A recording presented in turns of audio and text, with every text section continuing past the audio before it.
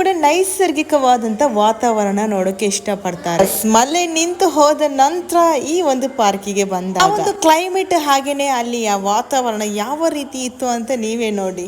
ಇಷ್ಟೋ ಚೆನ್ನಾಗಿರೋ ಪಾರ್ಕ್ ನಮ್ಮ BC ರೋಡ್ ನಲ್ಲಿ ಇತ್ತು ಅನ್ನೋವಾಗನೆ ನನ್ಗೇನೆ ಶಾಕ್ ಆಗಿದೆ. ಏನೋ ಒಂಥರ ಪಾಸಿಟಿವ್ ವೈಬ್ ನಮ್ಗೆ ಸಿಗುತ್ತೆ ಇಂತಹ ಏರಿಯಾಸ್ಗೆಲ್ಲ ಬಂದಾಗ. ಇನ್ನು ಫೋಟೋ ಶೂಟ್ ಎಲ್ಲ ಮಾಡುವವರಿಗೆ ಈ ಒಂದು ಪ್ಲೇಸ್ ಬೆಸ್ಟ್ ಅಂತ ಹೇಳ್ತೀನಿ. ಅಷ್ಟು ಕೂಡ ಅಟ್ರಾಕ್ಟಿವ್ ಇತ್ತು ಇದ್ರ ಒಳಗಡೆ ಹೋದಾಗ. ಅದು ಮಾತ್ರ ಅಲ್ಲ, ಚೆನ್ನಾಗಿ ನೀಟ್ ಅಂಡ್ ಕ್ಲೀನ್ ಕೂಡ ಮಾಡಿಟ್ಟಿದ್ರು. ಇನ್ನೇನ್ ಗಾಳಿ ಮಳೆ ಎಲ್ಲ ಇದ್ದಿದ್ರಿಂದ ಇವತ್ತು ಹೂವೆಲ್ಲ ಕೆಳಗಡೆ ಬಿದ್ದಿತ್ತು. ಯಾವ್ದಾದ್ರು ಒಂದು ಫೋಟೋ ಶೂಟ್ ಮಾಡ್ಬೇಕಾದ್ರೆ ಇಂತಹ ಹೂವೆಲ್ಲ ತಂದು ನೆಲದಲ್ಲಿ ಹಾಕಿ ಬಿಡ್ತಾರೆ ಅಟ್ರಾಕ್ಟಿವ್ ಆಗಿ ಕಾಣಕ್ಕೋಸ್ಕರ. ಬಟ್ ನಿನ್ನೆ ಮಳೆ ಬಂದಿರೋದ್ರಿಂದ ಮರದಲ್ಲಿರುವ ಹೂವು ಎಲ್ಲ ನೆಲಕ್ಕೆ ಬಿದ್ದಿತ್ತು. ನಿಜವಾಗ್ಲೂ ಫ್ರೆಂಡ್ಸ್, ಈ ಒಂದು ವಾತಾವರಣ ನೋಡುವಾಗ ನನ್ಗೇನೋ ಒಂಥರ ಮನಸ್ಸಲ್ಲಿ ಪಾಸಿಟಿವ್ ವೈಬ್ ಇತ್ತು. ಹಾಗೇನೆ ಏನೋ ಒಂಥರ ಖುಷಿ ಕೊಡ್ತಾ ಇತ್ತು. ಇವತ್ತು BC ರೋಡ್ಗೆ ಬಂದಿರುವ ಉದ್ದೇಶ ಏನು ಅಂದ್ರೆ ನನ್ನ ಫ್ರೆಂಡ್ ನ ಮೀಟ್ ಮಾಡಕ್ಕೋಸ್ಕರ. 7 to 8 years ಆಯ್ತು ನಾನು ಮತ್ತು ನನ್ನ ಫ್ರೆಂಡ್ ಮೀಟ್ ಆಗದೆ. ಸೊ ಇವತ್ತು ನಾನು ಅವಳನ್ನ ಮೀಟ್ ಮಾಡಿದೆ. ಹಾಗಾಗಿ ನಾನು ಮತ್ತು ಅವಳು ಈ ಒಂದು ಪಾರ್ಕಿಗೆ ಬಂದ್ಬಿಟ್ವಿ. ನಾನು ಇಷ್ಟರವರೆಗೆ ಅಪ್ಲೋಡ್ ಮಾಡಿರುವಂತಹ ವಿಡಿಯೋಸ್ ಎಲ್ಲಾನು ನಾನೇ ಶೂಟ್ ಮಾಡಿ ಅಪ್ಲೋಡ್ ಮಾಡ್ತಾ ಇದ್ದೆ. ಆದ್ರೆ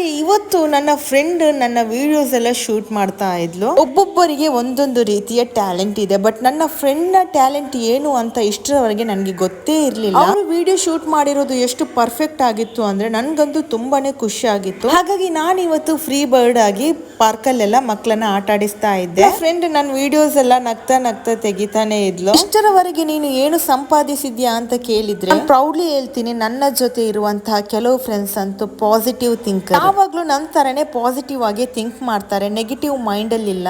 ಏನ್ ಕೆಲಸ ಮಾಡಿದ್ರು ಕೂಡ ಅಪ್ರಿಶಿಯೇಟ್ ಮಾಡ್ತಾ ಸಪೋರ್ಟ್ ಮಾಡ್ತಾ ಇರೋ ಅಂತ ಫ್ರೆಂಡ್ಸ್ ನನಗೆ ಸುತ್ತಲಿರೋದು. ನಾನು ಎಲ್ಲಿ ಹೋದ್ರು ಎಲ್ಲಿ ಬಂದ್ರು ಎಷ್ಟು ಟ್ರಾವೆಲ್ ಮಾಡಿದ್ರು ಕೂಡ ಫ್ರೆಂಡ್ಸ್ ಜೊತೆ ಇರುವಷ್ಟು ಸಂತೋಷ ಬೇರೆ ಎಲ್ಲೂ ಸಿಗೋದಿಲ್ಲ. ಯಾಕಂದ್ರೆ ನಾವು ಕಲಿತಿರುವ ಕಾಲೇಜ್ ಆಗಿರ್ಬೋದು, ಸ್ಕೂಲ್ ಆಗಿರ್ಬೋದು, ನಮ್ಮ ಜೊತೆ ಕಲಿತಿರುವಂತಹ ಕ್ಲಾಸ್ಮೇಟ್ಸ್ ನ ಬಗ್ಗೆ ಕೇಳೋಕೆ ತುಂಬಾನೇ ಖುಷಿ ಕೊಡುತ್ತೆ. ಕ್ಲಾಸ್ಮೇಟ್ ನ ಬಗ್ಗೆ ಜಾಸ್ತಿಯಾಗಿ ತಿಳ್ಕೊತೀವಿ. ಅವಳೇನ್ ಮಾಡ್ತಾ ಇದ್ದಾಳೆ, ಏನ್ ಜಾಬ್ ಮಾಡ್ತಾ ಇದ್ದಾಳೆ, ಎಲ್ಲಿದ್ದಾಳೆ, ಚೆನ್ನಾಗಿದ್ದಾಳ ಅಂತೆಲ್ಲ. ಅವ್ರ ಲೈಫ್ ಅಲ್ಲಿ ಬ್ಯುಸಿ ಆಗಿದ್ದಾರೆ, ಚೆನ್ನಾಗಿದ್ದಾರೆ, ಒಂದ್ ಜಾಬ್ ಅಲ್ಲಿ ಸೆಟ್ಲ್ ಆಗಿದ್ದಾರೆ ಅನ್ನೋವಾಗ ಏನೋ ಒಂಥರ ಮನಸ್ಸಿಗೆ ತುಂಬಾನೇ ಖುಷಿ ಕೊಡುತ್ತೆ. ಎಲ್ರೂ ಕೂಡ ಕಷ್ಟಪಟ್ಟು ಕಾಲೇಜಿನಲ್ಲಿ ಓದುವಾಗ ಆಸೆ ಪಟ್ಟಿರೋದೇ ಇಷ್ಟೇ, ಎಲ್ರೂ ಕೂಡ ಒಂದೊಂದು ರೀತಿಯ ಪೊಸಿಷನ್ ಅಲ್ಲಿ ಇರ್ಬೇಕು ಅಂತ. ತುಂಬಾ ಖುಷಿ ಕೊಡುತ್ತೆ. ನನ್ನ ಫ್ರೆಂಡ್ಸ್ ಎಲ್ಲ ಒಂದೊಂದು ಲೈಫ್ ಅಲ್ಲಿ ಸೆಟ್ಲ್ ಆಗ್ಬಿಟ್ಟಿದ್ದಾರೆ ಅನ್ನೋವಾಗ. ಫ್ರೆಂಡ್ಸ್ ನ ಬಗ್ಗೆ ಎಲ್ಲ ಕೇಳುವಾಗ ನಾನೇ ಒಂದ್ ಸೈಡ್ ಅಲ್ಲಿ ಬಾಕಿ ಆಗ್ಬಿಟ್ಟಿದೀನಿ ಅನ್ಸುತ್ತೆ. ಫ್ಯಾಮಿಲಿ ಸ್ಟ್ರೆಸ್, ರೆಸ್ಪಾನ್ಸಿಬಿಲಿಟೀಸ್ ಎಲ್ಲ ಸ್ಟ್ರೆಸ್ ರೆಸ್ಪಾನ್ಸಿಬಿಲಿಟೀಸ್ ಜೊತೆ ಮಕ್ಕಳ ಮತ್ತು ಫ್ರೆಂಡ್ಸ್ ನ ಜೊತೆ ಜಾಸ್ತಿಯಾಗಿ ಟೈಮ್ ಸ್ಪೆಂಡ್ ಮಾಡೋಕೆ ಆಸೆ ಪಡ್ತೀನಿ. ಯಾಕಂದ್ರೆ ಕಾಲೇಜ್ ಡೇಸ್ ಅಂದ್ರೆ ಅದೊಂಥರ ಫನ್ನಿ ಟೈಮ್. ಯಾಕಂದ್ರೆ ಕಾಲೇಜಲ್ಲಿ ನಾವು ಮಾಡಿರುವಂತಹ ತುಂಟಾಟಗಳು,